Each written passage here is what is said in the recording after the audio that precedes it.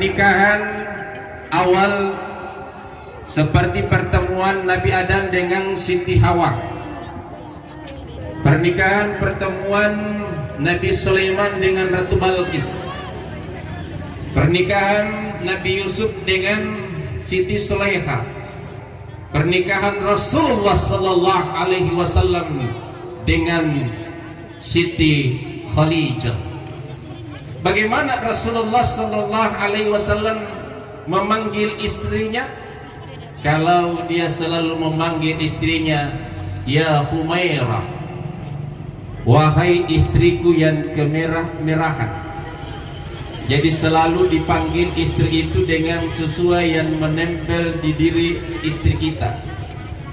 Kalau dia punya lesung pipi, wahai istriku yang punya lesung pipi yang cantik. Selalulah dirayu. Jangan pernah kita memanggil istri kita sehingga dia bisa tersinggung, tetapi panggillah dengan kata-kata sayang seperti kita berpacaran dulu. Jangan nanti setelah nikah hilang rasa cintanya, hilang rasa sayangnya. Inilah yang harus kita hindari. Yang pertama adalah kita nikahi wanita karena 4, kata Rasulullah sallallahu alaihi wasallam. Yang pertama, pilihlah wanita karena cantiknya, maka beruntunglah yang tercantik dari sekian wanita cantik ada di dunia. Nobita yang tercantik yang dipilih oleh Sigit Abriyama. Kenapa? Dari sekian wanita dia yang tercantik, karena itulah pandangan pertama. Kata Roma Irama, pandangan pertama awal aku berjumpa. Itu pandangan pertama, jatuhnya hati. Cinta itu awal dari pandangan pertama. Setelah dari mata turun ke hati. Hati-hati dengan hati, jangan sampai sakit hati. Kalau engkau patah hati, kemana aku cari obatnya? Siapa yang menyakiti, maka obatnya itu yang menyakiti. Obatnya adalah, kalau sakit hati susah obatnya adalah dilihat dari akhlak, cara tutur katanya, bagaimana mengasihi sesamanya, bagaimana menghormati yang tua, mencintai adik-adiknya, mencintai keluarganya. Itu yang dimaksud cantik. Cantik yang dimaksudkan di sini adalah akhlaknya, bukan dari paras wajahnya. Banyak orang yang cantik paras wajahnya tetapi tidak bagus akhlaknya, bukan itu yang dikatakan cantik. Itu yang pertama. Yang kedua, pilihlah wanita karena hartanya, karena kayanya, tapi bukan prioritas itu. Kaya itu adalah relatif. Yang ketiga, pilihlah wanita karena keturunannya. Yang mana dikatakan keturunan? Bukan keturunan bangsawan, bukan keturunan bupati, bukan keturunan camat. Keturunan adalah dia adalah orang yang baik-baik. Dilihat, ditahu siapa orang tuanya, siapa ibunya. Tapi itu juga bukan prioritas. Karena banyak seperti Nabi Lut, Nabi tetapi anaknya jadi pendurhaka. Jadi bukan jadi prioritas. Tapi dilihatlah siapa dia. Itu yang. Jadi pilihlah dengan keturunannya. Keturunan dimaksudkan ini adalah keturunannya adalah orang yang baik-baik. Dan yang keempat adalah pilihlah wanita karena agamanya. Agama adalah pondasi untuk membina rumah tangga mawaddah warahmah. Kalau agamanya sudah bagus, insya Allah itulah akan meraih surga dunia wal akhirah. Kenapa? Dibarengi dengan agama. Agama adalah pondasi dalam hidup dan kehidupan kita, meraih bahtera di dunia sampai menuju ke akhirat. Olehnya itu seorang istri pada hari ini sudah ditutuplah lembaran lama. Jangan pernah mengungkap masa yang lalu. Masa yang lalu sudah kita tutup rapat. Begitu juga sebaliknya. Jangan pernah mengungkip, jangan pernah membandingkan, jangan pernah menyesali. Tetapi itulah jodoh kita, itulah jodoh Anda. Olehnya itu bagaimana membinanya? Harus saling asa-asi. Jadi dia saling mengisi, dalam waktu. Apa yang harus diisikan? Waktu di dalam khusus kepada bagaimana di dalam keluarganya, membina keluarganya. Waktu untuk bekerja. Jadi disitulah kita harus membantu.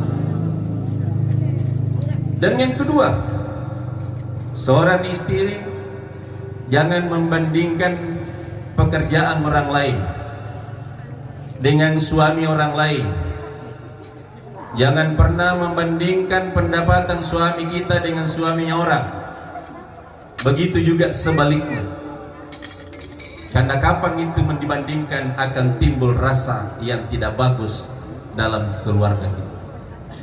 Jemaah yang sama dimuliakan oleh Allah. Yang kedua, seorang istri harus taat kepada suaminya. Tadi setelah diserahkan perwalian dari orang tua wanita, itu sudah lepas tanggung jawab oleh orang tua. Maka tanggung jawab sekarang dibebankan kepada sang suami. Hidup dan matinya hanya nyawanya saja yang tidak ditanggung, karena nyawa hanya Allah yang berkehendak. Itu yang pertama. Yang ketiga adalah seorang istri harus jujur di dalam menghadapi segala persoalan. Dan kalau ada permintaan suami terkhusus tentang bagaimana istiqomahnya. Dalam salah satu dikisahkan ada istri seorang sahabat Rasulullah sallallahu alaihi wasallam. Suaminya menyampaikan kepada istrinya, "Wahai istriku, saya mau pergi berperang. Apapun dan bagaimanapun di luar meminta kamu keluar rumah, maka jangan pernah kamu tinggalkan rumah ini."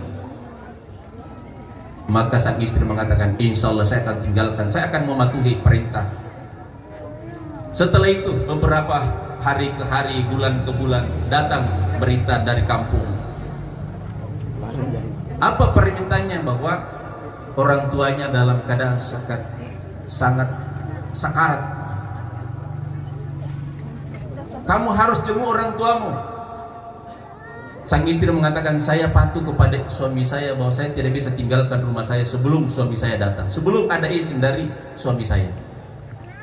Pulanglah utusan itu. Setelah itu sudah meninggal sang orang tua. Datang lagi, "Wahai sang anak, orang tuamu sudah meninggal, mungkin kamu bisa melihat." Dia mengatakan, "Saya tidak bisa, belum ada izin dari suami saya." Datang lagi pesan ketiga, "Wahai sang anak, orang tuamu sudah meninggal, bolehkah kamu menjenguk titik terakhirnya di dalam kubur?" Sang istri mengatakan, "Saya tidak bisa melanggar perintah suami saya." Sehingga dikuburkanlah dan tidak pernah ketemu. Dan disitulah diperlihatkan dalam mimpi Rasulullah sallallahu alaihi wasallam, karena taatnya seorang istri kepada suaminya, maka seluruh dosa kesalahan orang tuanya diampuni oleh Allah karena mempunyai anak yang soleh, yang taat kepada suaminya. Kenapa? Kalau dulu ridha Allah wa fil ridha walidaih, ridhonya Allah tergantung kepada ridhonya kedua orang tua. Setelah diserahkan, seorang tua menyerahkan kepada sang suami sang anaknya itu, maka ridho suami, ridho Allah tergantung kepada ridhonya suami. Inilah yang harus kita tanamkan pada diri kita, baik yang baru maupun yang sudah lama, yang sudah beranak. Di kisah lain, jangan pernah terjadi seperti Alqamah sahabat Rasulullah, alim ulama, hafiz Quran, taat sholat, puasa, Senin Kamis tidak pernah tinggalkan. Tetapi anak namanya suami takut istri. Seorang ibunya datang kepada sang anak, "Wahai anakku, berilah pembeli beras karena saya sangat kurang dalam hal itu." Apa katanya sang suami? "Maaf bu, saya dulu kasih tahu dulu istri saya." Urusan anak dengan orang tua tak usah kita minta izin sama istri, karena itu adalah sambungan darah di situ. Setelah itu, disitulah sakit hatinya ibunya Alqamah, sampai dalam sakaratil maut Alqamah tidak mampu mengucapkan kalimat la ilaha illallah Muhammadur Rasulullah. Kenapa? Karena dosa kepada orang tuanya. Akhirnya disampaikan persoalan ini kepada Rasulullah oleh istrinya Alqamah. Ya Rasulullah, Alqamah ini setengah mati menghadapi sakaratil maut. Rasul bertanya, masih hidupkah orang tuanya Alqamah? Masih ya Rasulullah, masih hidup ibunya, tapi bapaknya sudah lama meninggal. Setelah itu panggil itu, utulah Bilal untuk memanggil ibu Alqamah. Ibu Alqamah tidak mau datang kepada Rasulullah. Kata Rasulullah, kalau dia tidak mau datang, biarlah saya Rasulullah yang datang kepada ibu Alqamah. Sampaikan, biarlah, kata ibu Alqamah, saya datang kepada Rasulullah. Ditanya, apakah betul Alqamah ini adalah anakmu? Iya Rasulullah, dulu, sekarang tidak. Saya sudah keluarkan dalam diri saya, bukan lagi anak saya. Setelah dia tersakiti seperti itu. Apa yang dilakukan? Bagaimana keadaannya Alqamah? Alqamah itu rajin salat, hafiz Quran, banyak hadis yang dihafal, puasa Senin Kamisnya, bagus sedekahnya. Tetapi kenapa dalam menghadapi sakaratil maut susah mengucapkan kalimat tauhid la ilaha illallah? Karena dosa pada ibunya. Kenapa Alqamah dosa sama ibunya? Karena takut sama istrinya. Apa istilah anak muda sekarang itu? Laki-laki takut istri, LT apa ini? Suami takut istri. Akhirnya apa yang terjadi? Kau tidak mau memaafkan anakmu Alqamah? Tidak ya Rasul, sangat sakit hati saya ini. Sayalah yang mengandung 9 bulan 9 hari. Sayalah yang melahirkan antara hidup dan mati. Sayalah yang menyusui sampai darah pun saya susuhkan. Dengan cuma meminta sesuatu nasib untuk pembeli sesuatu nasib untuk melanjutkan hidup saya, dia tega untuk memberikan kepada saya. Saya tidak mau maafkan dia. Akhirnya Bilal disuruh, Bilal, kumpulkan kayu bakar. Untuk apa ya Rasulullah? Untuk kita bakar ini Alqamah. Lebih baik dibakar di dunia daripada dia dibakar di akhirat. Termasuk ibunya Alqamah mengumpulkan kayu bakar. Dan setelah dikumpulkan, dibakar itu kayu. Sampaikan lagi kepada ibunya, masih kamu tidak memberikan maaf kepada anakmu? Tidak ya Rasulullah, sangat sakit hati ini. Akhirnya diangkatlah keluar Alqamah, mau dilemparkan masuk ke dalam api yang berkobar itu. Disitulah iba sang ibu, wahai Rasulullah, saya sudah maafkan, saya tidak tega melihat anakku mati di kobaran api. Saya sudah maafkan ya Rasulullah. Saya sudah halalkan air susu saya sudah halalkan antara hidup dan mati saya ketika saya melahirkan. Saya maafkan kesalahannya. Setelah itu, karena Rasulullah masih ragu, wahai Bilal, lihat Alqamah, apakah sudah mampu mengucapkan kalimat la ilaha illallah? Setelah itu, setelah dimaafkan, Alqamah sudah mampu mengucapkan la ilaha illallah Muhammadur Rasulullah. Apa pelajaran yang bisa kita petik di sini? Banyak orang yang dosa kepada kedua orang tuanya karena istri. Kenapa? Takut sama istrinya. Olehnya itu, setinggi apapun pangkat kita, jabatan kita, ilmu kita, kita gagah, kita cantik, kita punya kekayaan banyak, tapi dosa kepada kedua orang tua kita, jangan pernah berharap mendapatkan baunya surga. Lebih-lebih sahabatnya Rasulullah, jangan pernah berharap. Kenapa? Ridallah wa fil ridha walidayni. Ridhonya Allah tergantung kepada ridhonya kedua orang tua kita. Olehnya itu jangan pernah lepas silaturahim kita, selalu kita sambung. Kenapa? Karena inilah yang selalu. Maka seorang anak berdosa kepada kedua orang tuanya, setiap selesai salat dia harus mendoakan kedua orang tuanya. Karena kita ada, karena orang tua kita. Kita punya ilmu, kita punya apa? Itu semua dasar dari orang tua kita. Maka jangan pernah melupakan orang tua kita. Kalau kita pulang kampung, yang pertama kita datangi adalah orang tua. Jangan singgah-singgah dulu, datang kepada kedua orang tua kita. Selalulah minta ridhonya. Apapun yang kita melakukan, selalu minta doanya kepada kedua orang tua kita. Doa yang paling makbul yang tidak bisa dibatasi adalah doa kedua orang tua kita. Jadi apapun usaha yang kita mulai minta doanya kedua orang tua kita, insya Allah kita akan mendapatkan ridho dari Allah Subhanahu wa Ta'ala. Jemaah yang sama dimuliakan Allah. Yang terakhir adalah bagaimana untuk meraih yang namanya anak yang soleh. Maka keduanya harus minta kepada Allah, karena setelah ini ada yang harus ditunggu. Apa yang ditunggu? Regenerasi. Meraih regenerasi harus kita minta kepada yang pemilik. Bagaimana Nabi Ibrahim alaihissalam 90 tahun memohon doa kepada Allah Subhanahu wa Ta'ala. Yang diminta bukan harta, bukan jabatan, tetapi yang selalu diminta adalah anak. Kenapa? Anak adalah harta yang paling tinggi nilainya, tidak ada di atas segalanya, adalah anak. Tidak pernah datang kepada kita, keluarga kita, berapa mobil kita, berapa rumah kita yang selalu berapa mie kemanakan, ada mie kemanakan. Itu yang selalu ditanyakan. Makanya itu, disinilah salah satu setelah memasuki, di mana masuknya? Tidak sembarang masuk. Ada aturan agama kita, maka kita berangkat dengan sebuah doa. Kita harus suci, kita harus mengambil air wudhu. Suami istri harus mengambil air wudhu. Masuknya di mana? Di babus salam. Setelah masuk di babus salam, baru beri salam kepada babus salam. Apa salamnya? Bukan assalamualaikum. Jamaah yang sama dimuliakan oleh Allah.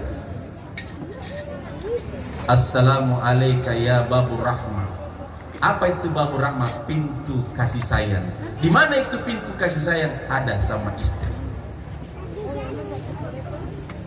Maka dijawab oleh sang istri, waalaikumsalam ya babu Ali.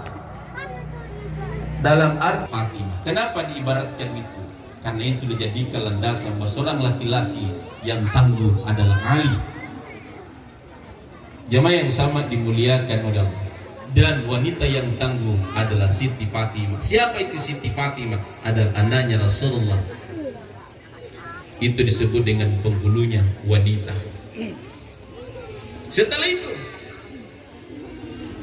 harus dihafal doanya. Allahumma janib syaitan wa janib syaitan ma razaqtana. Kalau tidak bisa, niatkan, ya Allah, lindungi saya dari segala godaan-godaan.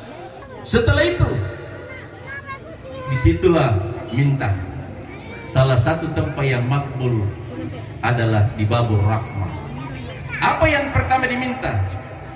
Rabbi habli minak solihin. Ya Allah, berikanlah kami anak yang soleh. Inilah doanya Nabi Ibrahim 90 tahun memohon doa kepada Allah. Bahkan istri pertama merelakan kawin lagi untuk mendapatkan keturunan, nikah lagi sama yang bernama Siti. Siapa istri pertamanya Nabi Ibrahim?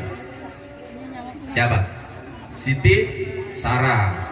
Nikah karena tidak memiliki anak Siti Sarah, maka Siti Sarah merelakan nikah sama Siti Hajar. Nanti setelah nikah sama Siti Hajar baru diterima doanya, Rabbi habli minas solihin. Apa akibat dari doa Nabi Ibrahim? Semua dua istrinya Nabi Ibrahim melahirkan Nabi. Siti Sarah melahirkan Nabi Ishak, Siti Hajar melahirkan Nabi Ismail. Semua Nabi. Inilah makanya kita minta kepada Allah Subhanahu wa Ta'ala setiap salat kita, setiap waktu kita, Rabbi habli minas solih. Ya Allah, berikanlah kami anak yang soleh. Jemaah yang sama dimuliakan, inilah, karena inilah regenerasi kita dan selalu minta. Ada dua tempat yang makbul ketika sujud dalam salat. Setelah kita baca subhana rabbiya'ala wa bihamdi, di situ kita minta. Apa yang kita minta? Pertama diminta, ya Allah berikan kami kesehatan jasmani dan kesehatan rohani. Itu yang pertama diminta, bukan harta. Yang kedua, cukupkan rezekiku ya Allah. Dan yang ketiga, matikan saya dalam Islam. Dan yang keempat adalah minta keturunan dari Allah Subhanahu wa Ta'ala. Keturunan mana? Adalah keturunan yang saleh. Kenapa harus disujud? karena iblis tidak mau sujud. Salah satu yang tidak bisa diganggu iblis adalah ketika sujud. Jadi doa apapun yang kita minta ketika kita sujud, mohon kepada Allah Subhanahu wa taala. Dan kedua yang tidak bisa diganggu iblis adalah ketika menghadap ke aras.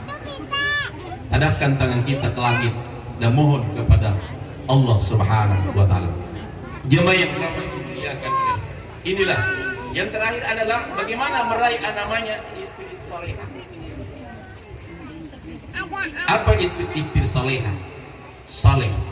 Saleh itu artinya taat pada Allah, taat pada Rasul, taat kepada suami, taat kepada kedua orang tuanya. Itu yang dimaksudkan adalah kategori wanita soleh. Setelah itu saya akan mengakhiri dengan sebuah lagu istri salehah. Setiap keindahan perhiasan dunia hanya istri salehah, perhiasan terindah.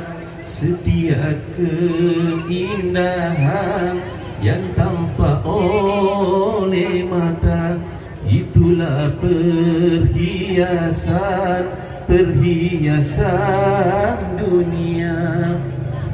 Namun yang paling indah di antara semua hanya istri salehah, istri yang salehah. Setiap keindahan perhiasan dunia hanya istri salehah, perhiasan terindah. Hanya istri yang beriman bisa dijadikan teman dalam tiap kesusahan, selalu jadi hiburan. Hanya istri yang salehah yang punya cinta sejati, yang akan tetap setia dalam hidup sampai mati, bahkan sampai tidur lagi.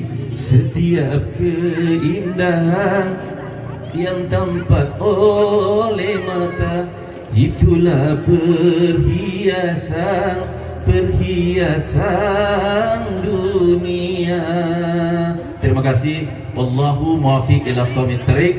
Assalamualaikum warahmatullahi wabarakatuh.